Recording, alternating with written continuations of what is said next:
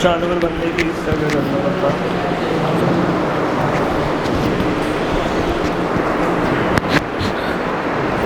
एक चीज़ नोट करिए, इसकी बकलोल कभी ख़त्म नहीं हो सकती। सोशलॉजी की बकलोल कभी ख़त्म नहीं हो। तुम सोचो ना कि सोशलॉजी अपन मतलब ऐसे पढ़ लो और सारी चीज़ ऐसे हो जाए, इतनी बकलोल है उसमें, जितनी करो उतनी कम। इसके पहला वाला हो गया था अपना। अब देखो अगली चीज़, स्ट्रक्चरल फंक्शनिज्म। अब फंक्शनिज्म मतलब क्या होता है, किसी प्रणाली को सुचारू रूप से चलाने के लिए कई सारे फंक्शंस होते हैं, कार्य होते हैं। अब ये समझो कि जब हम बात कर रहे हैं स्ट्रक्चरल फंक्शनिज्म इन सोशलॉजी, क्या होता है, तो इसको बड़े दिमाग से सोचना। आज समाज के हम लोग एक इंडिविजुअल है, इंडिविजुअल मतलब व्यक्ति विशेष, या हम एक इकाई भी बोल सकते हैं। हम इकाई कौन है, सोशलॉजी में इकाई को क्या कहा गया है, यूनिट्स कहा गया, हम यूनिट्स हैं। तो सबसे पहले स्ट्रक्चरल फंक्शनिज्म में क्या होता है कि society should provided its member, इसके मेंबर्स कौन है, हम लोग, ठीक है, members with the fundamental requirement of functioning, हमारी ज़रूरतों के साधन कार्य करने के लिए। सबसे बड़ी बात, ज़रूरतों के साधन क्या, अगर मैं समाज में कोई अपना योगदान दे रहा हूँ, if I am giving my part और my partition in the work of sociology और सोशल और सोसाइटी, तो मुझे बदले में ये भी तो चाहिए। तो ये मुझे कौन दे रहा है, समाज। एक अच्छा एनवायरनमेंट चाहिए, कौन दे रहा है, समाज। खाने को अन्न चाहिए, पहनने को कपड़ा चाहिए, खर्च करने के लिए पैसा चाहिए। I need a lavishly life, who is giving this lavishly life, society. Society ये लैविशली लाइफ दे रही है, ठीक है। अब इस लैविशली लाइफ के बाद हमने क्या किया, वो ये कह रहा है a system must have a way of fulfilling the material needs, a system of socialising, educating the young and having regulations. उसके बाद ह्यूमन प्रोडक्शन, उसके बाद यूजुअली मैरिजेस। अब आप सोचो, इसी समाज को रन करने के लिए फंक्शनलिज्म का क्या पार्ट है, इस समाज को रन करने के लिए वो सभी कार्य समाज हमें दे जिससे हमारा फंक्शंस और हमारा क्रिया चलती रहे, जिससे हम समाज में आगे बढ़े। वो काम कौन कौन से, एजुकेशन। आप बच्चे थे, आपको एजुकेशन दिया, आपको अच्छा माहौल दिया, माहौल होने के बाद अब आप नौकरी कर रहे हैं, नौकरी के लिए हमें साधन मिलने चाहिए, यानी भैया मल्टीपल रिसोर्सेज होने चाहिए, मल्टीपल ऑब्जेक्शंस होने चाहिए। For what, for our work, काम करने के लिए बहुत सारी चीज़ें, संस्थान हो। उसके बाद अब आप एक अच्छा काम करने लगे तो आपको एक अच्छी लाइफ पार्टनर चाहिए जो आपका समाज में आपको आगे ले जाएगी। चलो, you have got a life partner also. अब लाइफ पार्टनर का काम क्या है, अगर इंडिविजुअलिटी देखें तो आज स्त्रियों की भूमिका जो है वो भूमिका वही है, बस उनके रोल्स चेंज हो गए। रोल कैसे, पहले जो नारी एक घर की कहते थे लक्ष्मी होती थी, वो घर को संवारती थी, वो घर के चार दीवारी में रहती थी, तब तक ज़रूरत थी वो रही। आज की नारी क्या है, आज की नारी पुरुषों से कंधा मिलाकर आगे बढ़ रही है। What she is doing, she is giving an equal contribution, ठीक है, लाइक मैन, वो इक्वल कंट्रीब्यूशन दे रही टू रन अवर सोसाइटी। आज सिर्फ स्त्री बच्चे पैदा करने की मशीन नहीं है कि आप ये सोचो कि what a female is doing, कि female is just a reproductive machine जिसके थ्रू हम क्या करते हैं, हमारी जनरेशन को आगे बढ़ाते हैं। That is not a cases, लेकिन उनका योगदान ये भी है, क्योंकि ये वरदान, अगर आज लोगों को ये चीज़ सुनने में गलत लगती है तो दुनिया का सबसे बड़ा वरदान अगर भगवान ने किसी को दिया तो वो नारी को दिया है, सृजन करने का। सृजन मतलब क्या होता है, सोचो, आज एक माँ है, पिता का योगदान पालन पोषण करने का होता है सोसाइटी में, लेकिन वो अपने साथ उन्होंने परिवार बढ़ाया, आज माँ को लेके आए। माँ ने क्या करा, आपका घर, आप पिताजी से कह दो मंथली अगर एडजस्ट करने का, पिताजी फेल कर देंगे पूरी चीज़ों को। आप ये सोचो कि अगर माँ का योगदान नहीं होगा तो क्या आपका परिवार चलेगा। माँ को पता होता है उस छोटी सी अमाउंट में किस तरीके से घर चलाना होता है। माँ को पता, आज अगर माँ नहीं होती तो क्या हम इस समाज में आते। तो सृजन करने का जो पावर दिया वही चीज़ है। तो ये फंक्शनिज्म का पार्ट है कि विमेन का रोल क्या है, कैसे सोसाइटी को चलाना है। Structural functionism believe that the role is to try to explain the role of society system in enabling the human society to function. और स्ट्रक्चरल फंक्शनिज्म का ऐसा मानना है कि अगर सोसाइटी में ये सिस्टम लागू होता है तो इस सोसाइटी में जितने भी ह्यूमन सोसाइटी है उसको कैसे फंक्शन करना है वो हमें स्ट्रक्चरल फंक्शनिज्म में देखने को मिलेगा। स्ट्रक्चरल फंक्शनिज्म में सोसाइटी कैसे फंक्शन करेगी। सेकंड थिंग, इसी में भाई साहब समाज को वो सारी पर्याप्त चीज़ें देनी होंगी, all the resources should be available to the society, ताकि वो समाज को चला सकेंगे। Structural functionism do not concern themselves with changes by instead with how society works to meet its need. Structural functionism में ये कंसर्न नहीं किया जाता कि समाज किस तरीके से अपनी ज़रूरतें पूरी करेगी, बल्कि ये तो वह नियम कायदे कानून है जो समाज पे लागू होते हैं समाज को आगे बढ़ाने के लिए। उसे क्या बोलते हैं? स्ट्रक्चरल फंक्शनिज्म। किस पे फोकस नहीं करती कि सोसाइटी वर्क कैसे करेगी, नीड करेगी, इस पे फंक्शन ना करते हुए वो किस पे फंक्शन करती है, उसको सोसाइटी को किस तरीके से चलाना है उसकी बात वो करती है। अगला क्या कह रहा है, इसी के संदर्भ में एक इंसान था जिसका नाम था कार्ल मार्क्स। उन्होंने एक नव मार्क्सवाद की थ्योरी दी थी, that is known as the neo Marxism in sociology. इनकी आइडियोलॉजी क्या थी? इनकी आइडियोलॉजी बड़ी सिंपल सी थी। आज आप ये देखो, आप एक छोटी चीज समझो, आज भारत का सबसे अमीर आदमी कौन है? अडानी। हर एक रिलायंस धीरू भाई अंबानी है, अंबानी देख लो, अडानी देख लो, या फिर वो मतलब अंबानी फैमिली देख लो। ऐसे कई लोग हैं जो मतलब भारत में सबसे अमीर हैं। कहा जाए तो देश यही चला रहे हैं एक तरीके से देखा जाए तो। पार्टी को जो फंड आते हैं वो कौन देते हैं? ये। इंफ्रास्ट्रक्चर डेवलपमेंट कौन करते हैं? ये। नई नई योजनाएं कौन लाते हैं? ये। आप जियो अकेला देख लो, आप लोगों को लगेगा कि क्या जियो ने सोशल लाइफ को चेंज किया? भैया बहुत चेंज किया। कैसे? कोरोना में अगर जियो 5G नहीं चल रहे होते तो तुम PUBG घर बोर हो जाते तुम लोग। ठीक है, आज फीमेल्स को कोई इंफॉर्मेशन चाहिए, पढ़ रहे हो, लो झट एक्सप्लोर कर लो। Everything is connected with a net. आज कोई भी वीडियो हुई, आज अपन ने सोशलॉजी पढ़ाई, कल नेट पे डाल देंगे, 10 जने पढ़ लेंगे उससे। जिनको पढ़ना होगी वो पढ़ लेंगे, नहीं पढ़ना होगी नहीं पढ़ेंगे। लेकिन आप सोचो, क्या इसने आपको कनेक्ट नहीं किया? आज अगर आपके पिता कहीं और वर्क कर रहे होंगे and what they have connected, आज ये जियो ने भाई साहब आपको दूरी मिटाई। चलो ये तो एक छोटी सी बात है, सोचो कितने जियो ऑपरेटर्स हैं? लाखों, है कि नहीं? आपको पता है सबसे ज़्यादा सर्विस प्रोवाइड करता है जियो, लोगों को जो रोजगार करता है वो जियो है। जियो क्यों? घर घर जियो यूजर, जियो सिम आउटलेट, जियो आउटलेट, अरे जियो लैपटॉप, अरे छोड़ो जियो भाई साहब नेटवर्किंग चालू हो गई। जियो टेक्नोलॉजी, शेयर मार्केट से लेकर हर चीज़ जियो ने कवर कर ली है। रिलायंस जियो, जियो मॉल्स डल गए, इन मॉल्सों पे मैं काम कर रहा हूँ, उनकी खुद की आउटलेट है, यूनिट काम करे, कितना रोजगार दे रही है, एक तरीके से देश को चला रही। तो यहाँ क्या कहना चाह रहे हैं मार्क्सिस्ट? मार्क्स ये कहना चाह रहे हैं ना कि जो अमीर होगा ना, जिसके पास पैसा होगा, वही समाज का सृजन करेगा। वही वाली बात है। तो देखो पूरा पढ़ते हैं। ये आइडियोलॉजी ओरिजिनली जो प्रपोज करी गई थी वो कार्ल मार्क्स के द्वारा करी गई थी 1818 और 1883 में। मार्क्स मानते थे कि इकोनॉमिकल पावर जो है वो पॉलिटिकल पावर, जिसके पास इकोनॉमिकल पावर है, इकोनॉमिकल यानी आर्थिक ताकत है, वही राजनैतिक ताकत को कंट्रोल करेगा। और यही कुंजी है भाई साहब किसकी? अंडरस्टैंडिंग द सोसाइटी की। कैसी? जिसके पास ताकत होगी, जिसके पास पैसा होगा, समाज वही चलाएगा। यही इनकी थ्योरी, बस यही कंसेप्ट है। The struggle of the economic power means that the society is not static. समाज कैसी है? फिक्स नहीं है, स्टैटिक नहीं है, परिवर्तनशील है, बदलती रहती है। Social changes is the result of changes made in the economic system. थोड़ा सा इकोनॉमिक सिस्टम, आर्थिक में बदलाव कर दो, महंगाई बढ़ा दो, समाज बदल जाएगा।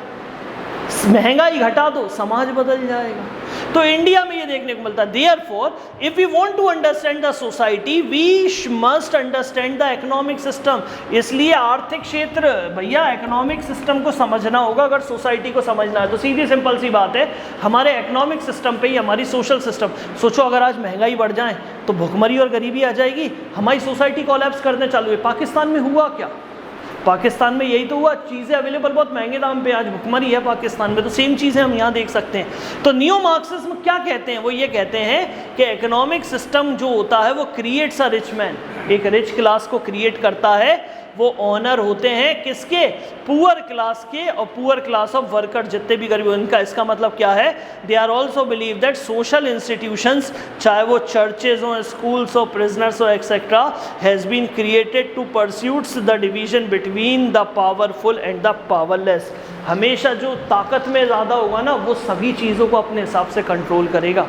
यानी जिसके पास कैपिटल है, सीधी सिंपल सी बात है, इकोनॉमिक पावर किसको लीड करेगी? पॉलिटिकल पावर को। जिसके पास कैपिटल होगा वही पूरी सोसाइटी को अपने हिसाब से रन करेगी। अमीर वर्ग किसको चलाएंगे अपने हिसाब से? गरीब वर्गों को। ये न्यू मार्क्सिज्म थ्योरी है, इजी है, हो सकती है, कोई दिक्कत नहीं। अगला जो हमारा है वो क्या कहता है? वो कहलाता है symbolic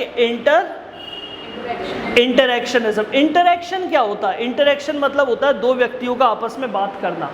symbolic interactions means believe that human का दिमाग जो होता है ना, वो कॉम्प्लेक्स होता है, जटिल होता है, और उसके कई सारे बिहेवियर हमें शो करने पड़ते हैं, ये दिखते हैं। इसका मतलब ये है कि themselves stimulus that receives in the daily life and attach there meaning bye themselves। इंसान क्या करता है? एक ही परिवेश में देखा जाएगा ना, तो हर इंसान अलग अलग काम करता है। जैसे मेरी सिस्टर सिविल जज की तैयारी कर रही है, वो चाहती तो मेरे पास पढ़ लेती, लेकिन नहीं, उसका प्रोफेशन अलग है।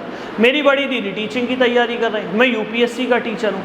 सोचो एक ही घर में तीन तीन रोल हैं। पिताजी सरकारी सर्विसेज में थे, मम्मी सरकारी सर्विसेज में थी भाई साहब। अब आप खुद सोचो, मेरे घर में ही अलग दो भाई देखे होंगे भाई साहब, पुरानी मूवी देखी होगी जय और वीरू। एक कहता था इस पेपर पे साइन कर दे माँ, वो कहता है तेरे मेरे पास बंगला है, गाड़ी है, जे तेरे पास क्या? वो कहता है मेरे पास माँ है। सुना होगा ना, बहुत पेटेंट डायलॉग चल रहा है। एक ही घर में एक विलन है और एक ही घर में एक हीरो है। सेम चीज़ क्या है? इंटरैक्शनिज्म होता क्या है? इसका मतलब यही है कि आप जिस परिवेश में रह रहे हो, दैनिक जीवन जी रहे हो, वहाँ एक ही परिवेश में कई सारे लोगों की अलग अलग मुद्दे होते हैं। मैं पढ़ा रहा हूँ भाई साहब काय के लिए? मैं चाहता हूँ कि गुना से यूपीएससी का एक हब क्रिएट हो, बच्चा यूपीएससी की तरफ ध्यान दे। एमपीपीएससी नो डाउट हमारा राज्य का, लेकिन देखा जाए ना तो अभी एमपीपीएससी ने पैटर्न चेंज करा, सब मर गए। वर्सटैलिटी नहीं, यूपीएससी में आइडियोलॉजी बेस्ड है। आइडियोलॉजी मतलब वो आपकी विचारधारा को डेवलप करता है। मेरा सिद्धांत सीधा सा, मैं यूपीएससी पे इसलिए फोकस करता हूँ, हाँ थोड़ा बड़ा है, अगर एमपीपीएससी इतना तो यूपीएससी का सेगमेंट वाइड होता है, लेकिन वो आइडियोलॉजी क्रिएट करनी पड़ती है। इतनी बकवास करने के बाद आपको क्या समझ में आया कि एक ही घर में दो अंडरस्टैंडिंग हो सकती है। यानी मनुष्य का मस्तिष्क हर दिशाओं में अलग अलग आइडिया देता है। मेरे दिमाग में मैं कुछ और सोचता हूँ, आपके दिमाग में आप कुछ और सोचते हो। एग्जाम्पल, एक ही पर्सन जो परस्यू करता है सेम फेम और सेम फॉर्च्यून को, जो सिबलिंग है एक ही माँ के पेट से पैदा हुए, एक चैरिटेबल वर्क पे काम करता है, दूसरा पैसा कमाने के काम पे काम करता है। पैदा एक ही पेट से हुए हैं, लेकिन आइडियोलॉजी कैसी डिफरेंट। सिबलिंग कौन होती है? ये मतलब सहोदर, हिंदी में बोलते हैं सहोदर, एक ही उदर यानी एक ही माँ से पैदा हुए, यानी एक ही माँ के पेट से पैदा हुए। देख लो ना, आदित्य की थिंकिंग अलग है, आदित्य के भाई की थिंकिंग अलग है, इसकी थिंकिंग अलग है, इसके भाई की थिंकिंग अलग, मेरी थिंकिंग अलग है, मेरी बहन की थिंकिंग अलग है, मेरी बड़ी दीदी की थिंकिंग अलग है। तो क्या हम पैदा तो एक ही हुए हैं, एक ही पेड़ के अंश है, लेकिन भाई साहब अलग अलग थिंकिंग है। इसी को बोलते हैं सिंबॉलिक इंटरेक्शन। हमें दे इट इज़ असेंशियल, ये बहुत ज़रूरी है इंडिविजुअल को समझने के लिए। और observe in the society, not the society but also form the core of the value system. आपको समझना पड़ेगा हर इंसान को इस समाज में, तब ही आप समाज को आगे ले जा पाओगे। इसी को बोलते हैं सोशल इंटरेक्शनिज्म। इसमें कौन कौन सी छोटी छोटी बातें होती हैं? रिस्पेक्ट, इज्जत, सब करना, ईगो हर्ट मत करना, इज्जत वाली। उसके बाद लर्निंग है, रिस्पेक्ट है, ओपननेस है, कोलैबोरेशन है, सोशल जस्टिस है, ऑनेस्टी है, इंटीग्रिटी है, सारी चीज़ें जो हैं वो इसमें आती हैं। तो ये सारा पार्ट है हमारी सोसाइटी का। अब हम बात करते हैं, आज का सबसे बड़ा मुद्दा है, that is known as feministic theory. Feministic मतलब नारीवादी का सिद्धांत, नारीवाद का सिद्धांत। चलो देखो, ये क्वेश्चन ऐसा ही आता है, इसको समझो। देखो कितनी फीमेल्स बैठी हैं। एक फीमेल क्या कहती है? मेरा हस्बैंड तो जानवर है, मेरा पति तो कौन है? जानवर है। दूसरी का कह रही, मेरो पति बस पंप के नहीं ड्राइव करवे में लगो रहते हैं। ये थियरी है, मतलब एक तरीके से कटाक्ष है। दूसरी का कह रही है, मेरे हस्बैंड तो मुझे छोड़ जाते हैं 7 बजे और मैं आराम से ऐश करती हूँ। तीसरी का कहती है, मेरा पति चाहता है मैं सिंगारू बनूँ। अगली का कह रही है, मैं तो बता जैसे ही वो आता मैं सो जाती हूँ, मैं दिखावा करती हूँ कि मैं सो रही हूँ।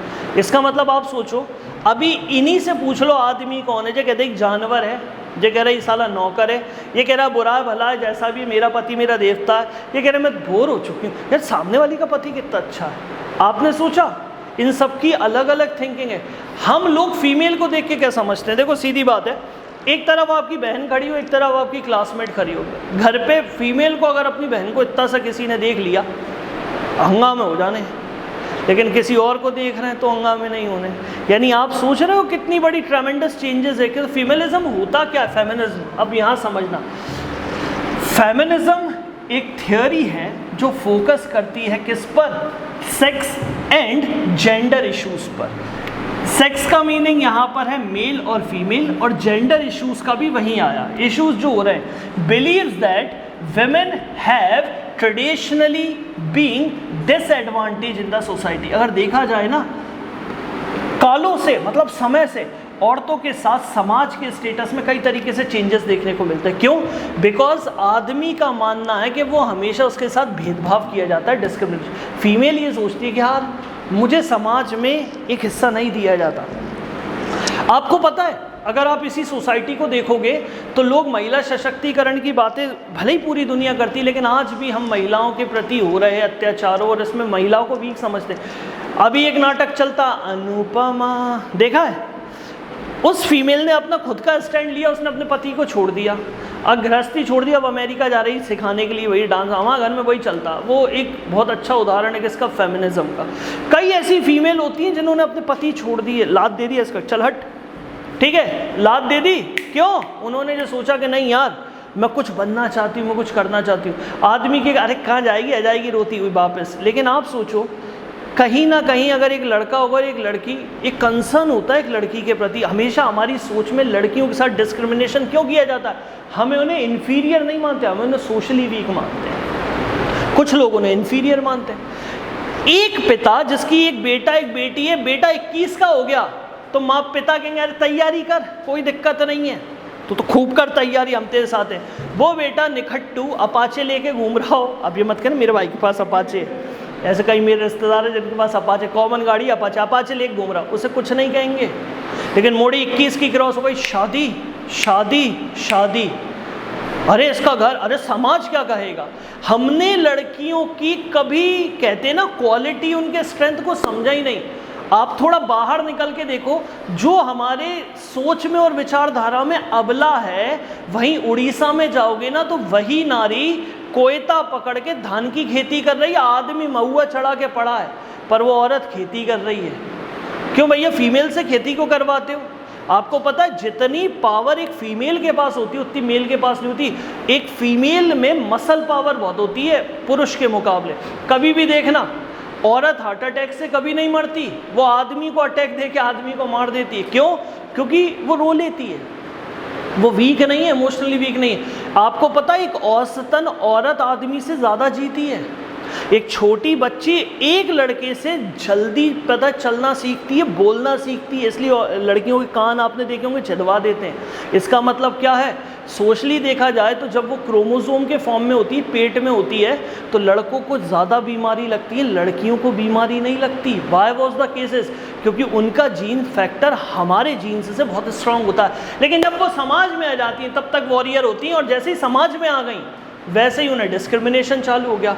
तो दे बिलीव दैट कि आदमी के डिसीजन जो होते हैं ना समाज में, वो सिर्फ आदमी को ही फेवर करते हैं। यहीं देख लो ना, एक छोटी सी कहावत है, अगर आप ये सोचोगे कि पुराने ज़माने में अगर देखा जाए तो आप ये देखना, जानकी नंदन कौन है? हाँ, जानकी नंदन कृष्ण भगवान है। यशोदा नंदन कौन है फिर? राम जी है यशोदा नंदन। बहुत अच्छे। तो मैं कह रहा हूँ परकम्मल हवा में जा रहा हूँ, कुआं देखे कूद जाइयो थोड़े, चलो ठीक है। अंजनी नंदन, अंजनी पुत्र, ठीक है।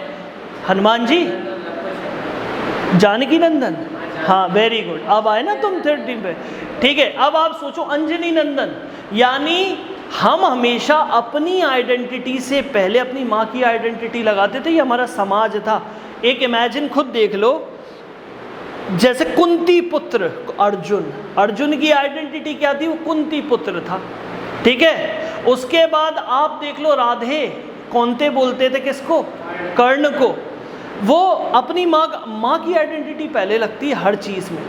उसके बाद आप कभी भगवानों के नाम देख लो तो पहले स्त्री की आइडेंटिटी लगती है आदमी के बाद में। जैसे राधा कृष्ण, राधा जी कहाँ हैं? पहले, कृष्ण से पहले। सीता राम, नाम सुना आज भी? सीता राम, सीता राम। आदमी भले ही इस युग में रह रहा है, भगवानों से कुछ नहीं सीख पाया, हमेशा औरत की आइडेंटिटी आदमी से पहले लगती है। लेकिन आज जो मॉडर्न वर्ल्ड है वहाँ पर कौन सी सोसाइटी है? Male dominant society. और बचपन से ही सिखा दिया जाता है यार औरत कमज़ोर है। बचपन से नहीं सुना आपने? हमें सिखाया जाता, हम भी रक्षाबंधन आपने देखा होगा, बहन हमेशा अपने भाई को राखी बांधती है कि नहीं बांधती? क्यों बांधती है? ये राखी नहीं, ये प्रतीक है कि तू मेरी रक्षा करेगा। अरे ट्रेंड चेंज करो, एक आध दिन भाई राखी बैठ के बहन को बांध दे कि तू मेरी रक्षा कर लियो भाई साहब, कॉमन सी बात है। आजकल मैंने तू बैठ गाड़ी में, देखती हूँ कहाँ का कुछ कह रहा है। तो आज आप सोचो कि फेमिनिज्म की थ्योरी क्यों पढ़ना पड़ रही है समाज में? इसलिए पढ़ना पड़ रही है क्योंकि सामाजिक दृष्टिकोण से आज जो फीमेल है वो कहीं ना कहीं अबला है। जब ये बात सुनी किसने? स्कॉलर्स ने। तो सबने अपने अपने क्या दिए? कई सारी बातें बताई। तो पहला आता है लिबरल फेमिनिज्म कौन होती है, ये इसका पार्ट है। अब यहाँ फेमिनिज्म की बात क्या चल रही है? फेमिनिज्म मतलब समाज में फीमेल को हमेशा सेकंड का दर्जा दिया जाना, ना कि फर्स्ट का। और फीमेल के मामले में